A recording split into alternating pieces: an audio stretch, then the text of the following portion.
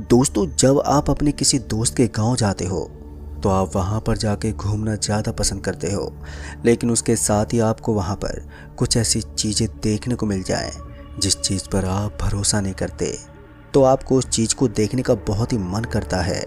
लेकिन जब वही चीज़ आपके लिए खतरा बन जाए तो आपकी हालत बहुत ही बुरी हो जाएगी। जब मैं और मोहन अपने दोस्त आशीष के गांव गए हुए थे तो वहां पर एक बंद फैक्ट्री थी, और उस फैक्ट्री का जब हमें पता चला तो हम तीनों वहां पर गए।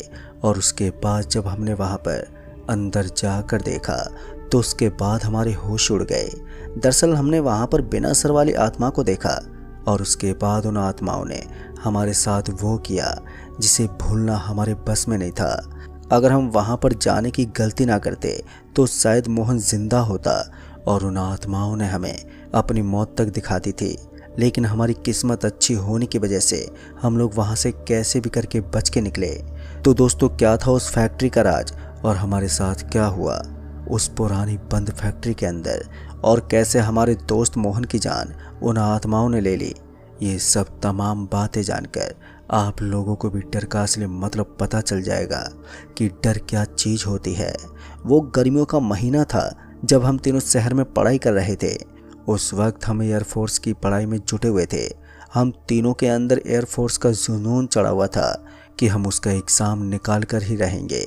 हम लोग 7 से 8 घंटे पढ़ाई में दिया करते थे, और उसके बाद अपने एक्सरसाइज में भी पूरा फोकस देते थे। धीरे धीरे समय भी आने वाला था हमारे एग्ज़ाम का, लेकिन हमारा एग्ज़ाम 3 महीने बाद था, इसलिए हम लोग पढ़ाई में ज़्यादा फोकस दे रहे थे। फिर ऐसे ही दिन बीतते रहे कि तभी आशीष के घर से कॉल आया कि उसके बहन की शादी फिक्स हो गई है, तो जल्दी घर पर आ जाना। घर वालों की बात सुनने के बाद जब आशीष ने उनसे तारीख पूछी तो तारीख बहुत ही नज़दीक थी, जिसके चलते आशीष ने उन्हें हाँ बोल दिया। और उसके बाद जब उसने हमें ये बात बताई तो हमने बोला, क्यों नहीं भाई, हम लोग भी चलेंगे, आखिर भाई की बहन की शादी है, धूम मचा देंगे हम। अब कुछ दिन के बाद हम लोगों को निकलना था, इसलिए हम शॉपिंग वगैरह में बिजी हो गए। जब हमारी शॉपिंग कंप्लीट हो गई तो उसके बाद हमने ट्रेन की टिकट बुक कर दी, और जब वक्त आया तो उसके बाद हम लोग अपने बैग लेकर के निकल पड़े स्टेशन की ओर। जब हम स्टेशन पहुंचे तो उसके बाद कुछ समय के बाद ट्रेन भी आ गई। ट्रेन के आने के बाद हम ट्रेन में चढ़े और फिर ट्रेन भी रवाना हो गई। हमारा सफ़र 5 घंटे का था, जिसके चलते हम मस्त सफ़र का आनंद ले रहे थे कि तभी मोहन ने बोला कि यार, तेरे यहाँ पर घूमने के लिए कोई अच्छी जगह है, जिस पर उसने सारी बात बता दी। और उसके बाद जब समय बीता तो हम अपनी मंजिल पर पहुँच गए। स्टेशन पर पहुँचने के बाद हम लोग गाँव की ओर निकल गए। हम गाँव के रिक्शे में बैठकर निकल पड़े। जब हम गाँव से कुछ दूर थे तो मैंने देखा कि वहाँ पर मुझे एक फैक्ट्री दिखी जो कि बहुत ही पुरानी लग रही थी, और साथ ही वो फैक्ट्री बंद भी पड़ी हुई थी। मैंने उस वक्त ज़्यादा ध्यान नहीं दिया उस फैक्ट्री पर। फिर कुछ देर के बाद हम उसके गांव पहुंच गए, और गांव पहुंचने के बाद उसके घर वालों ने हमारा बहुत ही अच्छा ख्याल रखा। और जब शादी का दिन आया तो हम लोग काम में जुट गए, और फिर जब सारा काम निपटाया तो फिर उसकी बहन की शादी भी हो गई। मतलब कि हमारा सारा काम अब निपट चुका था। अब हमारे पास फालतू के 2 दिन बचे हुए थे, क्योंकि हमारी जो टिकट हुई थी वो थोड़ी लेट थी। खैर, अब हम फ्री थे, जिसके चलते हम लोग गांव में घूमने लगे। लेकिन हमें कुछ खास मज़ा नहीं आया, जिसके चलते मैंने आशीष को बोला कि भाई एक काम करते हैं, आज रात को मैं तुम्हें एक जगह पर लेकर जाऊँगा, तुम लोगों को ज़रूरी मज़ा आएगा वहाँ पर।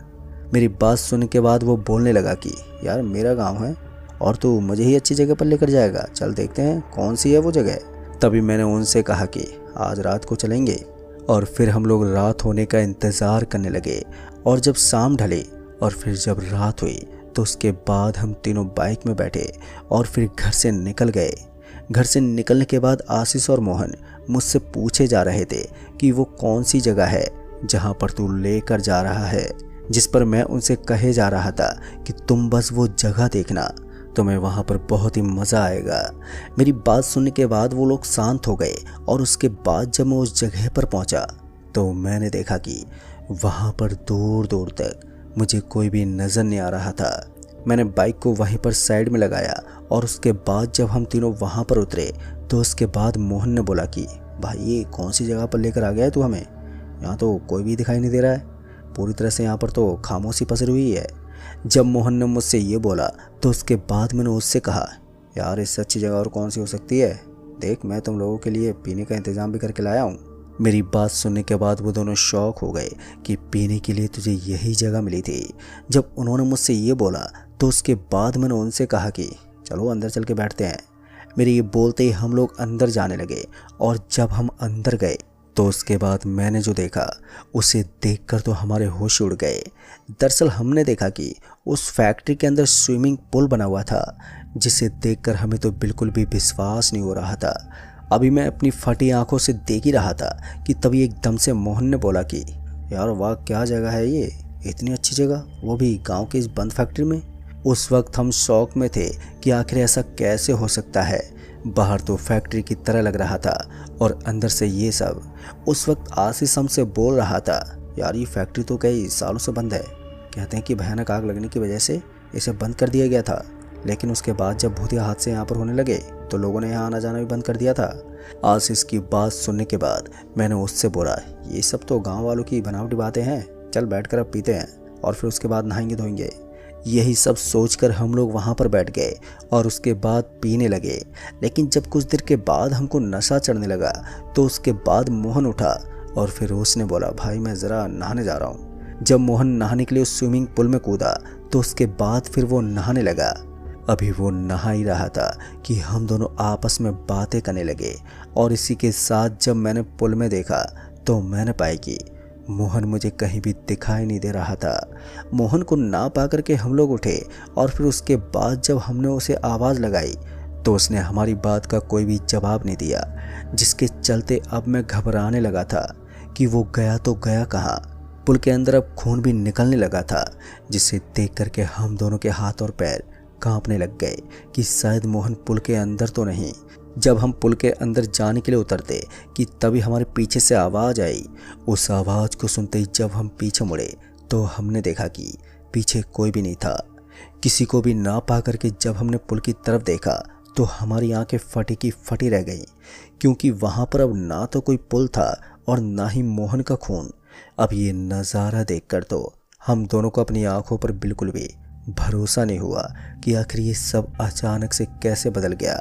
पर मैं और आशीष अभी सदमे में ही थे कि तभी मोहन की चीख हमारे कानों में पड़ी और उसके बाद जब हमने वहाँ पर चारों ओर देखा तो हमने पाया कि अब वहाँ पर हमें 2 कमरे दिखाई दे रहे थे और साथ ही उन कमरों से खून निकल रहा था। वहाँ पर इस कदर चीखें हमारे कानों में पड़ रही थी कि हमने अपने कानों पर हाथ लगा लिया था और फिर कुछ देर के बाद हमने देखा कि उस कमरे से खून निकल रहा था। खून को देखते ही जब हम उस कमरे में पहुंचे तो उसके बाद हमने पाया कि मोहन वहीं पर पड़ा हुआ था और उसके सर से खून निकल रहा था। हमने उसके सर पर जल्दी से कपड़ा लगा दिया और उसके बाद जब हमने उसकी सांसें देखी तो हमने पाया कि अभी भी उसकी सांसें चल रही थी। हम उसी वक्त उसे लेकर के जाने लगे, लेकिन जैसे हम उस कमरे से बाहर निकले तो उसके बाद हमारे सामने 3 लोग आकर खड़े हो गए, लेकिन उन लोगों की मुंडी नहीं थी, वो बिना सर के थे। ये सब देखकर तो हमारी पतलून गीली होने लगी थी।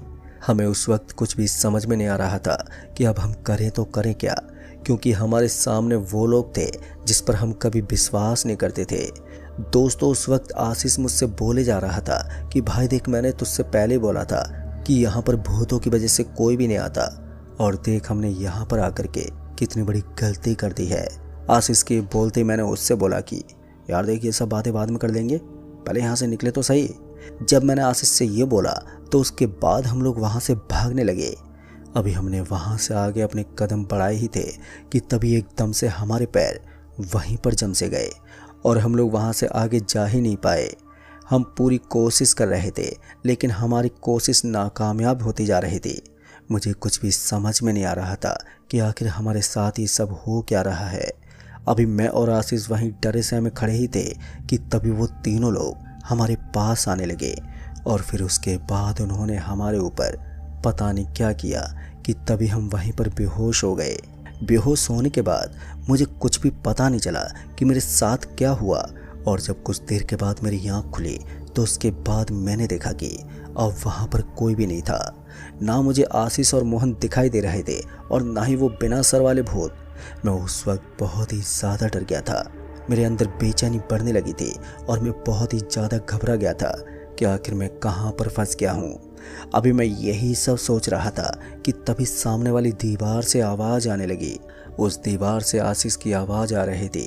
दीवार के अंदर से आशीष की आवाज़ को आता देख मैं तो सदमे में आ गया कि आखिर ये कैसे हो सकता है कि आशीष दीवार के अंदर है। मैं उसी दीवार के अंदर गया और उसके बाद जब मैंने उस दीवार के बाहर से आशीष को आवाज़ लगाई तो उसकी आवाज़ वापस से मुझे आती हुई सुनाई दी। वो बोले जा रहा था कि बाहर निकालो मुझे। उस वक्त मैं इस कदर घबराया हुआ था कि मेरे हाथ पैर भी ठंडे पड़ने लगे थे। मैंने उस दीवार को तोड़ने की भी बहुत कोशिश की लेकिन वो नहीं टूटी, जिसके चलते मैंने सोचा कि मुझे इसके लिए कोई औजार लेकर आना होगा, तभी ये दीवार टूटेगी। यही सब सोचकर मैं वहाँ पर कोई ऐसी चीज़ ढूंढने लगा जिससे ये दीवार टूट जाए। अभी मैं वहाँ पर देख ही रहा था कि तभी मैंने देखा कि पास में ही एक हथौड़ा पड़ा हुआ था, लेकिन वो बहुत ही पुराना था, उसमें जंग भी लगी हुई थी। फिर जब मैंने उस हथौड़े को उठाया तो उसके बाद मैंने देखा कि वो हथौड़ा किसी ने पकड़ा हुआ था। मतलब कि ज़मीन के अंदर से किसी का हाथ मुझे दिखा और जब मुझे वो हाथ दिखा तो उसे देखकर तो मैं अंदर से कांप उठा, लेकिन मैंने अपनी डर को काबू में किया और उसके बाद मैंने उस हथौड़े को लिया और फिर उसके बाद मैं उस दीवार को तोड़ने लगा।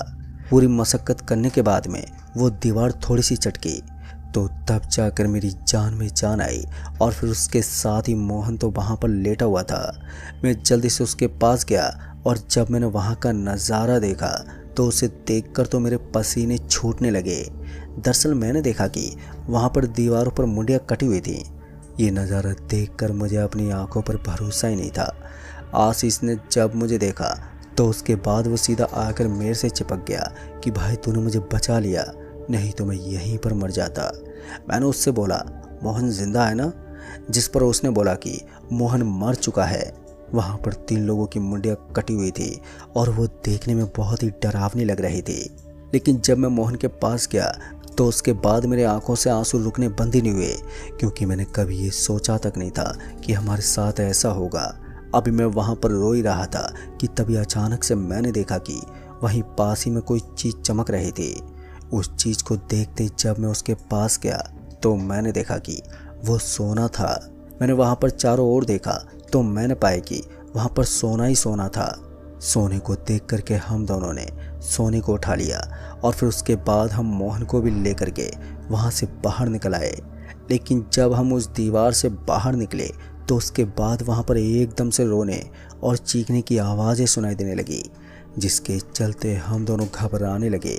अब हमें ये लगने लगा था कि यहाँ पर कुछ ना कुछ तो होने वाला है। अभी हम यही सब सोच रहे थे कि तभी मैंने देखा कि मोहन की आंख एकदम से खुल गई और उसके बाद उसने बोला भाई तुम दोनों यहाँ पर क्यों खड़े हो, चलो अंदर चलो, तुम्हें वो बुला रहे हैं। उसकी ये बात सुनने के बाद हम तो पागल ही हो गए कि आखिर ये बोल क्या रहा है। उसकी बात सुनने के बाद हमने उससे बोला भाई तू तो मर गया था ना, जिस पर उसने कहा आत्मा कभी नहीं मरती। उसकी ये बात सुनने के बाद हमारे तो चेहरे का रंग ही उतर गया। मैं और आशीष तो उसकी शक्ल ही देखते रहे कि तभी हमने मोहन से बोला तू पागल हो गया है, कैसी बातें कर रहा है तू, चल यहाँ से निकलते हैं। जब मैंने उससे ये बोला तो उसके बाद उसका भयानक रूप देखकर मेरे और आशीष के तो शरीर के रोंगटे खड़े हो गए। हम दोनों पूरी तरह से डर गए और उसके बाद जब मैंने ज़ोर से बोला मोहन क्या हुआ तुझे, तो वो एकदम से बेहोश हो गया। आशीष ने बोला कि चल भाई निकल यहाँ से, और जैसे हम लोग वहाँ से निकलने लगे कि तभी पीछे से उस दीवार से वही लोग निकलने लगे। उन लोगों को निकलता देख हम दोनों वहाँ से जाने लगे। मैंने मोहन को पकड़ा और फिर उसको झटका देते हुए बोला अरे भाई तू ये क्या बोले जा रहा है। जब मैंने उससे ये बोला तो वो उसी वक्त बेहोश हो गया और उसके बेहोश होते ही जब हमने उसे उठाने की कोशिश की तो वो उठा ही नहीं। और इसी के साथ अब मैंने आशीष को बोला भाई इसे उठा और लेकर बाहर चल। मेरी ये बोलते जब आशीष मोहन को लेकर के बाहर आने लगा तो उसके बाद हमने देखा कि वो तीनों बिना सर वाले लोग हमारे पीछे पीछे आ रहे थे। उनको अपने पीछे आते देख मैंने आशीष को बोला भाई जल्दी निकल। और फिर जैसे हम उस दरवाजे से बाहर निकलने वाले थे कि तभी मोहन ने हमारे हाथ से सारा सोना ले लिया और उसके बाद उन लोगों ने उसे अंदर खींच लिया। अब ये सब देखकर हमारी आंखें फटी की फटी रह गई और हम बुरी तरह से डर गए। तभी मोहन ने कहा, भाग जाओ यहाँ से, नहीं तो तुम भी मारे जाओगे। अब उसकी ये बात सुनते ही मैंने बाइक को स्टार्ट किया और उसके बाद हम दोनों वहाँ से निकल गए। रास्ते भर हम दोनों बुरी तरह से कांप रहे थे और फिर जब कुछ देर के बाद हम अपने घर पहुँचे तो तब जाकर हमारी जान में जान आई। और फिर उसके साथ ही अब सुबह भी होने वाली थी। लेकिन दोस्तों, जैसे हम घर पहुँचे तो उसके बाद हमने ये बात घर वालों को बता दी, जिसके बाद गांव में ये बात फैल गई। और फिर जब सुबह हुई तो फिर पुलिस को भी बुलाया गया। लेकिन जब पुलिस ने वहां पर जाकर चेकिंग की तो उन लोगों को वहां पर कुछ भी नहीं मिला, ना ही तो मोहन की लाश मिली और ना ही उसका कोई सबूत मिला।